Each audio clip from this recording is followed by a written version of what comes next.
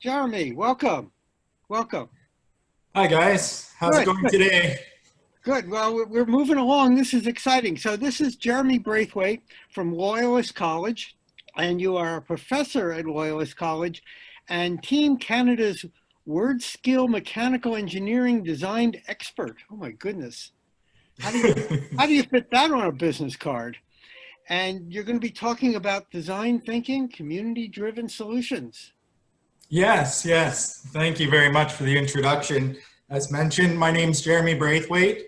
I'm from Belleville, Ontario, Canada. Is my audio working well and video? We see a still picture of you. Are you moving? Uh-oh. Now you're smiling. Now you're, yeah, it's not a video. It's sort of jerky back and forth, but we do hear you fine. Okay, I'll try to stay still then. So, as mentioned, I'm a professor at Loyalist College, and I do a lot of work with Skills Canada and Skills Canada Ontario. And we have really made a lot of great connections globally through the activities that we've done with Skills Canada and Skills Canada Ontario. And I want to share a story with you guys about how when a community gets behind a design thinking approach, some pretty incredible things can happen. And I know we've seen a lot of design thinking approaches already during GIFT, and the stories and inventions and the work of young minds and many minds have really been incredible. But this one is around pandemic response. So my wife is a nurse and she's a professor at Loyalist as well.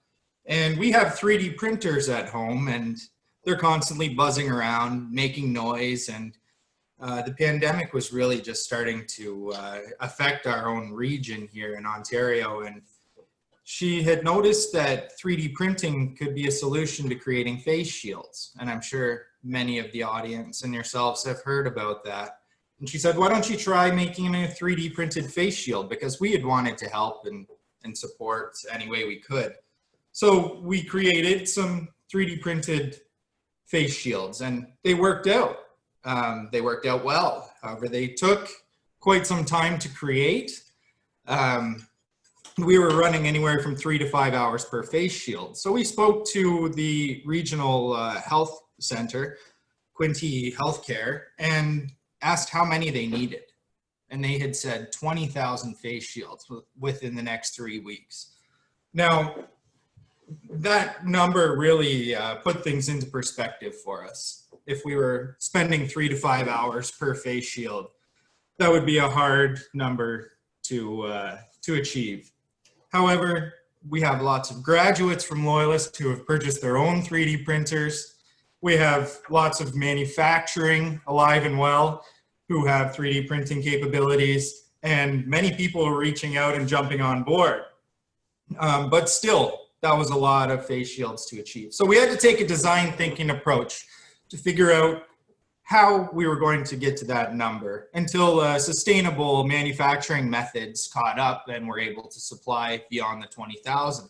So I'm just going to share my screen here to show a photo. Just one moment there. I've selected screen share. I'm sorry, there seems to be some technical issues with my my screens. For some reason, it looks like I'm freezing up. Don't apologize. We've had our share of technical issues. I just got a whole new router system and everything for this presentation, so I don't know what's going on. All right, here we go. I'm sharing my screen now and hoping that you see my son with our first prototype on. So this was actually a file that was shared from a friend in France. And we see a black screen. I'm sorry. Oh, okay.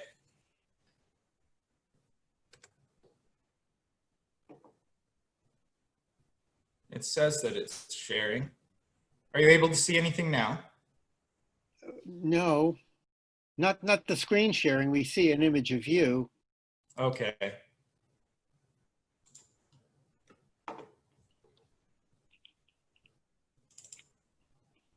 Still nothing? Nothing.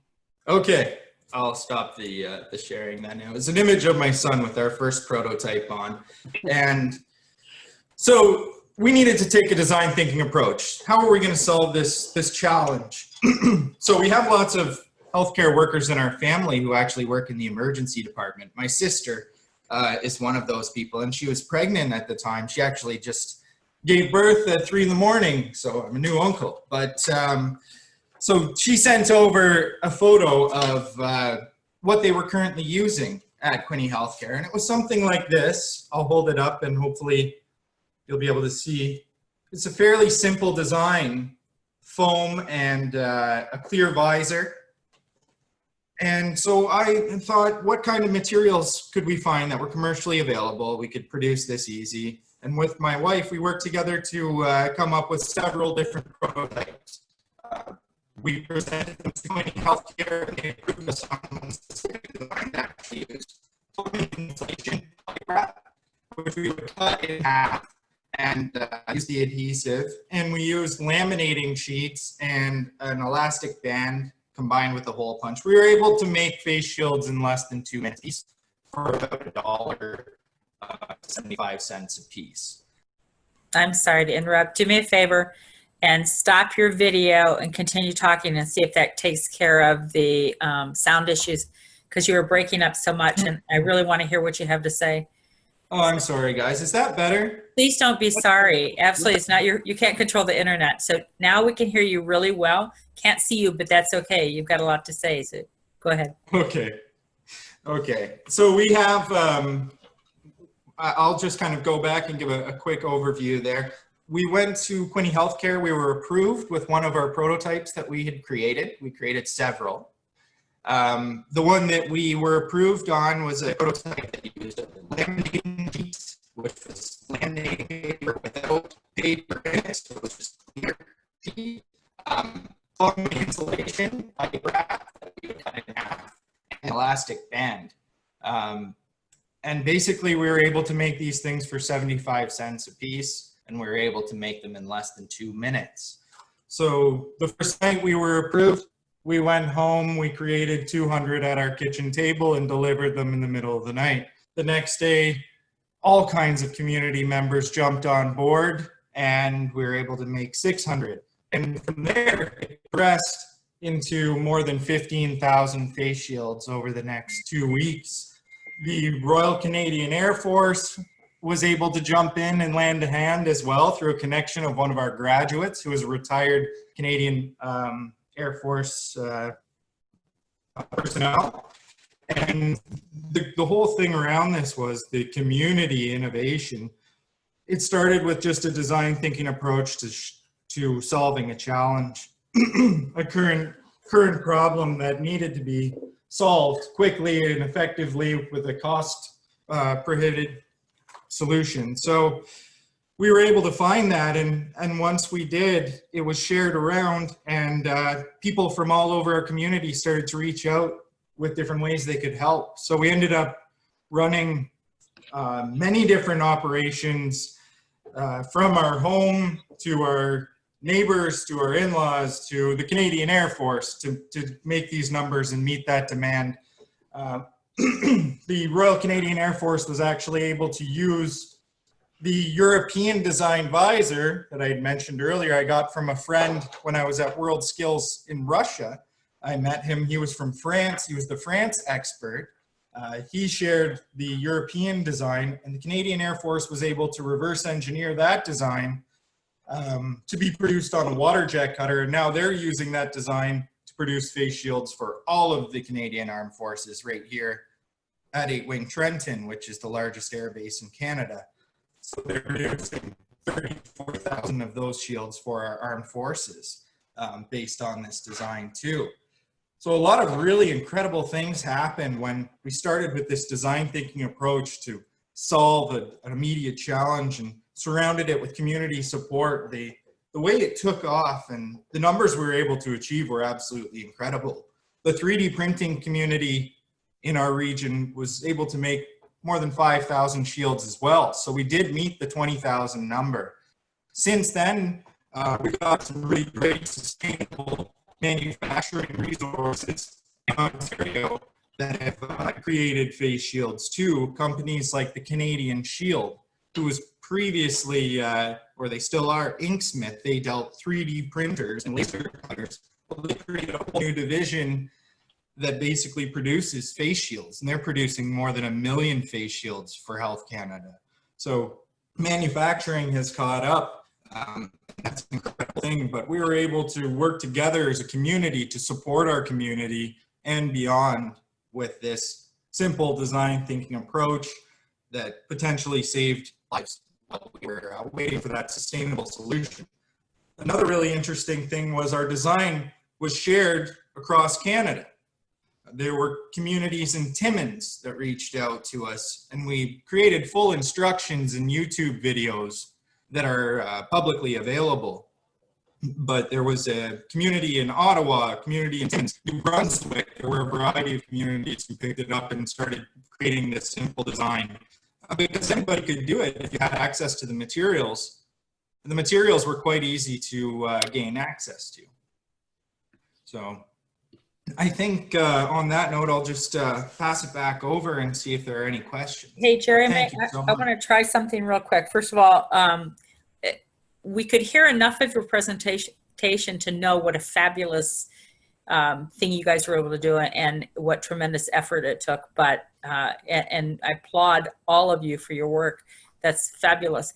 I would like to offer that if you want to do a short video at some point, include your early picture with your son and stuff, and send it to the gift mailbox, which is Global Innovation Field Trip @gmail.com. We would be happy to post it everywhere we're posting videos and include it in our video library, because I think that there was important stuff we still missed as well that I would like to make sure we can add.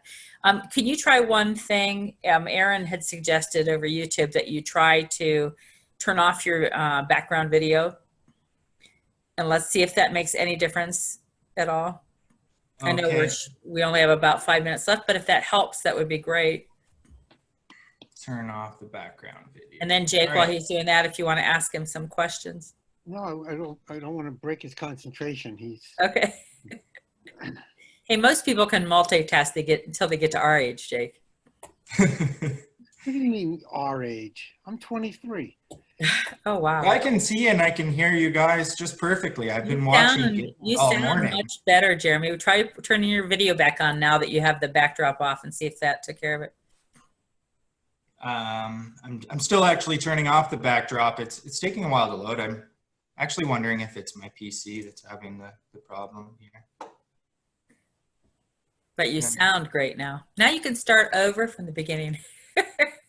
Don't do that. Anyway, Jeremy, I also was involved in, as I'm sure a lot of people were, thousands of people in community building, you know, different maker spaces around. I'd be very, very interested to see what you came up with, because we were struggling with the same issue, that we had this wonderful design and it took an enormously long time to make. And even though we had a lot of people with 3D printers, you know, you want to make 20,000, it doesn't, you know.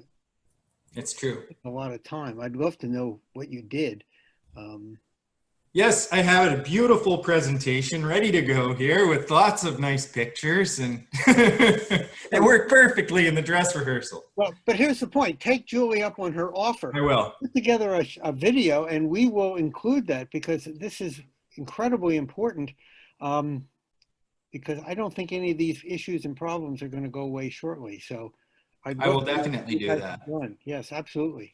Thank you so much. You're still producing masks today, yes? No, actually, we stockpiled quite a few, but as mentioned, manufacturing has really caught up. There are lots of commercially available masks. We weren't doing this. Every mask was completely donated. We didn't charge anything for any masks. So we were just really doing this to make sure that people had protection, that the frontline workers and essential workers had protection.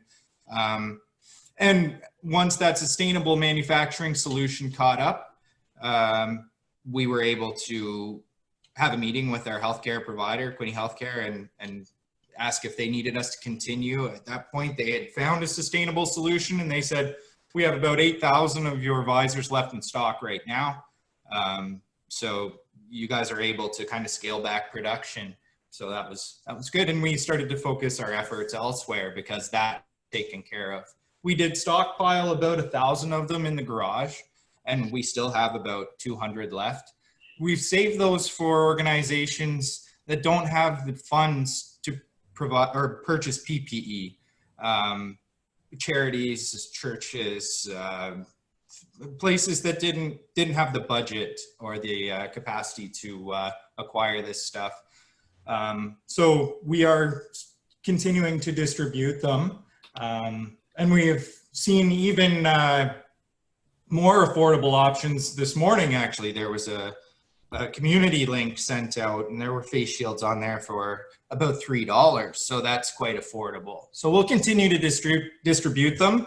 If the problem arises that we need to manufacture again, we'll certainly do that. But I think that our Canadian manufacturers here have really stepped up. They've retooled. They've created some pretty awesome products, and they've made them affordable for organizations. So I think so when you said that now you're free to go do other things again, are you doing them collectively as a group still, or you're all off on your own missions again?